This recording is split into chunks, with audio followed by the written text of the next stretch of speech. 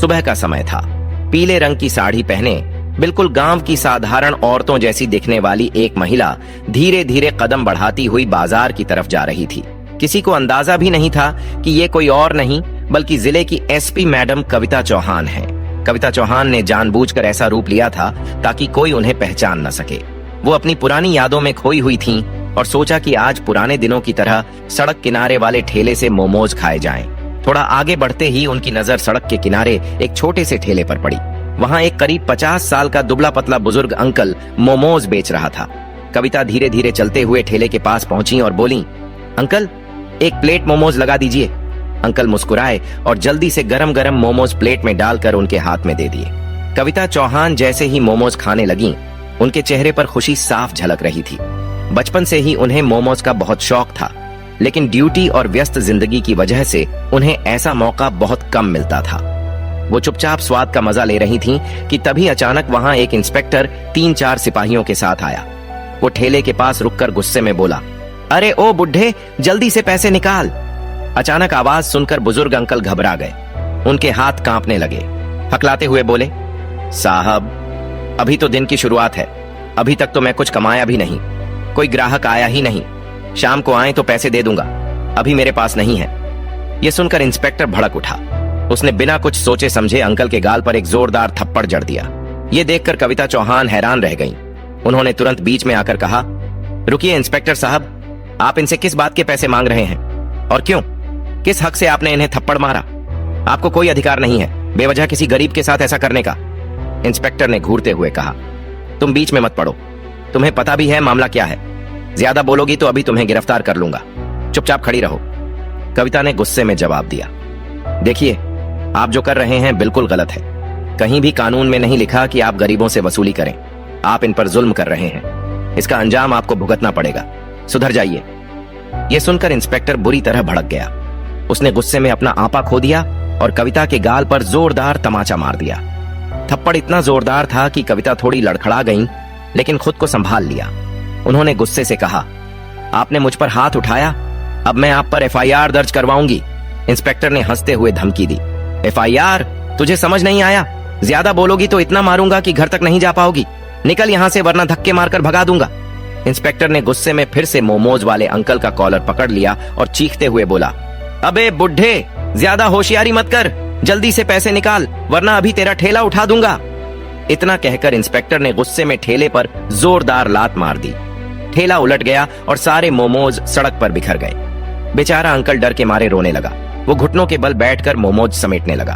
तभी इंस्पेक्टर ने डंडा उठाकर अंकल की पीठ पर जोर से मारा। अंकल हाथ जोड़कर गिड़गिड़ाने लगा, साहब मैं सच कह रहा हूं, अभी तक कुछ कमाया ही नहीं। शाम को आइएगा, जो भी कमाऊंगा दे दूंगा। प्लीज मुझे मत मारिए, प्लीज मुझे माफ कर दीजिए। यह सुनकर कविता चौहान और सहन नहीं कर पाई। उन्होंने गुस्से में आगे बढ़कर कहा, अंकल आपको माफी मांगने की जरूरत नहीं है। ये लोग गरीबों पर जुल्म ढा रहे हैं, इन्हें जरा भी शर्म नहीं आती। बड़ी मुश्किल से आप लोग ठेला लगाकर अपने घर का पेट पालते हैं और ये लोग आपकी मेहनत को लूट रहे हैं। इंस्पेक्टर साहब, अब मैं आपको आपकी औकात दिखाकर रहूंगी। इंस्पेक्टर हंसी उड़ाते हुए बोला, अरे तेरी इतनी हिम्मत, तू मुझे औकात दिखाएगी? तेरी औकात ही क्या है मेरे सामने? जा जा अपना काम कर, ज्यादा बकवास करेगी तो इतना मारूंगा कि चलने लायक नहीं बचेगी। इतना कहकर इंस्पेक्टर और उसके साथ खड़े हवलदार लौटने लगे।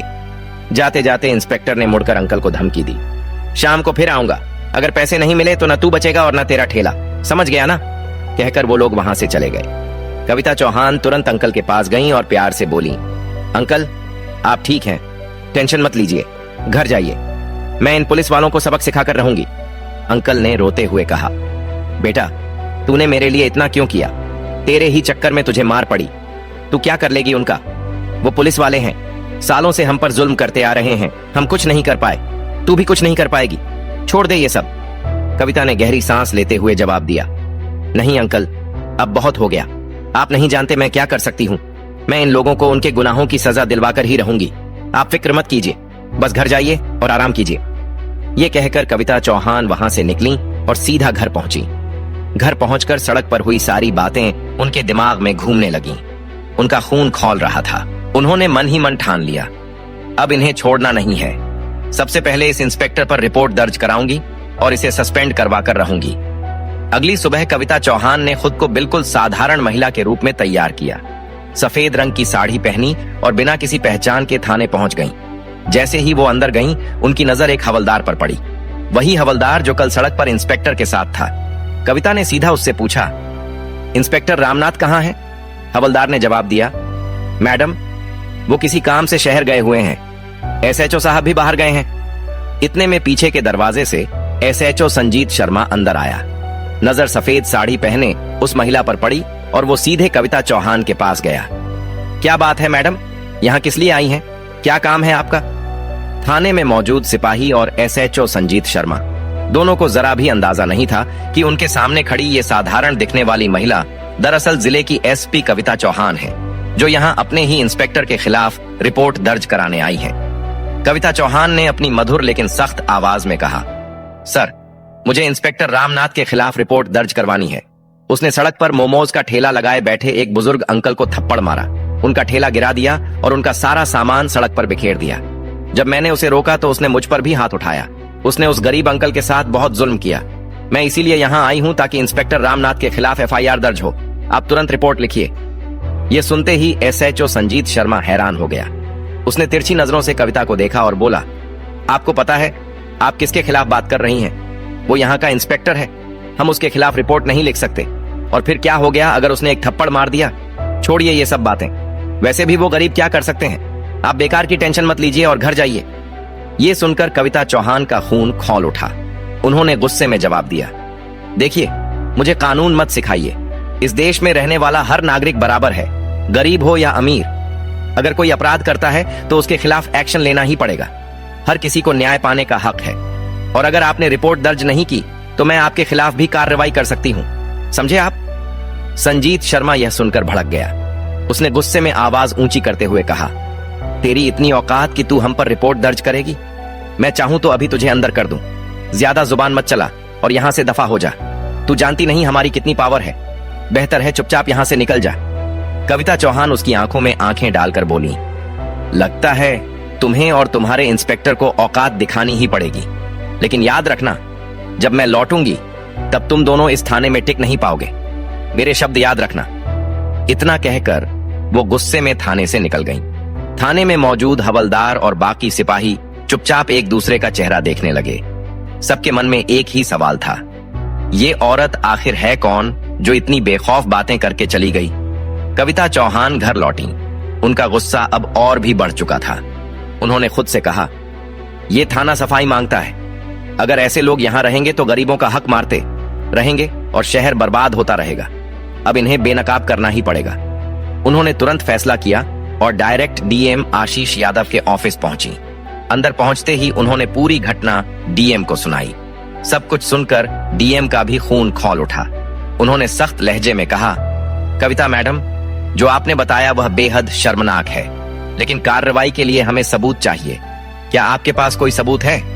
कविता ने तुरंत अपना फोन निकाला और बोली, जी सर, मेरे पास सबूत है। जब मैं थाने में रिपोर्ट दर्ज करवाने गई थी, मैंने अपने फोन की रिकॉर्डिंग ऑन कर रखी थी। उसमें एसएचओ संजीत शर्मा की सारी बातें रिकॉर्ड हो गई हैं। और ये देखिए, ये वीडियो, इसमें इंस्पेक्टर रामनाथ अंकल को थप्पड़ मार रहा है और उनका ठेला गिरा रहा है। ये फुटेज मैंने खुद वहां लगे सीसीटीवी कैमरे से ली है। डीएम ने रिकॉर्डिंग और फुटेज देखी। उनका गुस्सा 7वें आसमान पर पहुंच गया। उन्होंने कहा, इन दोनों को सस्पेंड करना बहुत जरूरी है। अगर ऐसे पुलिसकर्मी थाने में रहेंगे तो लोग डर में दबे रहेंगे और न्याय नहीं मिलेगा। अब और नहीं, मैं कल सुबह प्रेस मीटिंग बुलाऊंगा।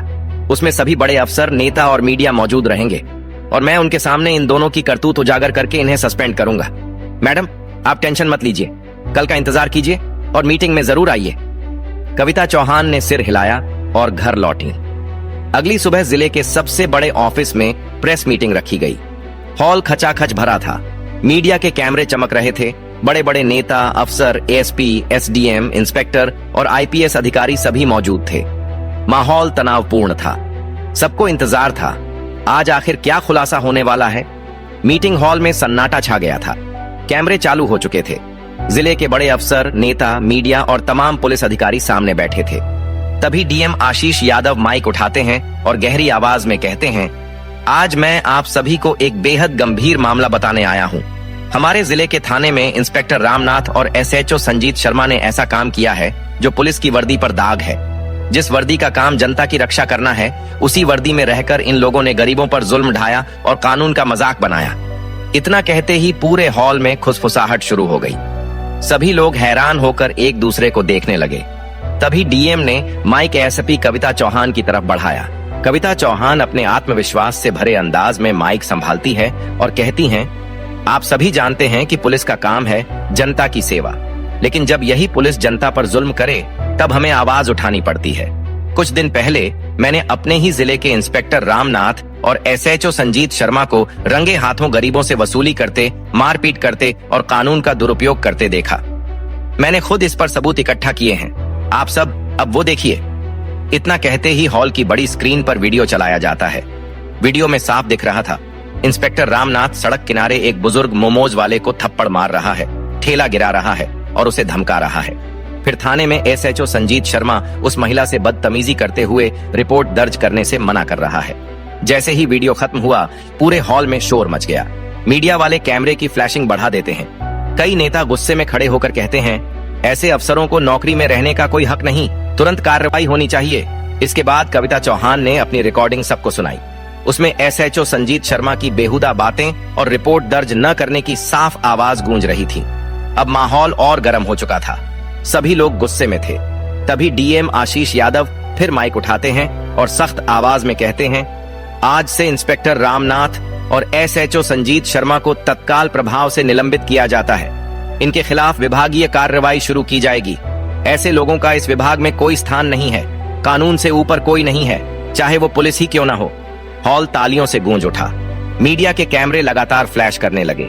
कई नेताओं ने आगे आकर डीएम के फैसले का समर्थन किया। तभी एक वरिष्ठ नेता खड़े होकर बोले, कविता मैडम जैसी ईमानदार अफसर ही इस जिले की शान है। आपने जो कदम उठाया उससे आम जनता का विश्वास पुलिस में कायम रहेगा। कविता चौहान ने माइक उठाकर कहा, ये लड़ाई सिर्फ एक बुजुर्ग ठेले वाले के लिए नहीं थी, बल्कि हर उस गरीब के लिए थी जो सालों से चुपचाप अन्याय सह रहा है। अब किसी गरीब को डरने की जरूरत नहीं, कानून सबके लिए बराबर है। पूरे हॉल में तालियां गूंजने लगीं। इंस्पेक्टर रामनाथ और एसएचओ संजीत शर्मा को उसी मीटिंग के तुरंत बाद पुलिस सुरक्षा में थाने से बाहर ले जाया गया। दोनों के चेहरे पर शर्म और गुस्सा साफ दिख रहा था। कविता चौहान ने बाहर निकलते हुए मीडिया से कहा, आज एक मिसाल कायम हुई है। अब जिले में कोई गरीब इंसाफ के लिए दर दर नहीं भटकेगा। जो भी जनता पर जुल्म करेगा उसे यही अंजाम मिलेगा। उस दिन से पूरे जिले में चर्चा थी। एसपी मैडम ने कर दिखाया। गरीब ठेले वाले अंकल की आंखों में आंसू थे, लेकिन इस बार ये आंसू दर्द के नहीं, राहत के थे। और कविता चौहान के इस साहसिक कदम से पूरे जिले में एक नया संदेश गया, कानून सबके लिए बराबर है। दोस्तों, अगर आपको यह वीडियो पसंद आया हो तो प्लीज इसे लाइक करें और ज्यादा से ज्यादा लोगों तक शेयर करें। और हाँ, हमारे चैनल को सब्सक्राइब करना बिल्कुल ना भूलें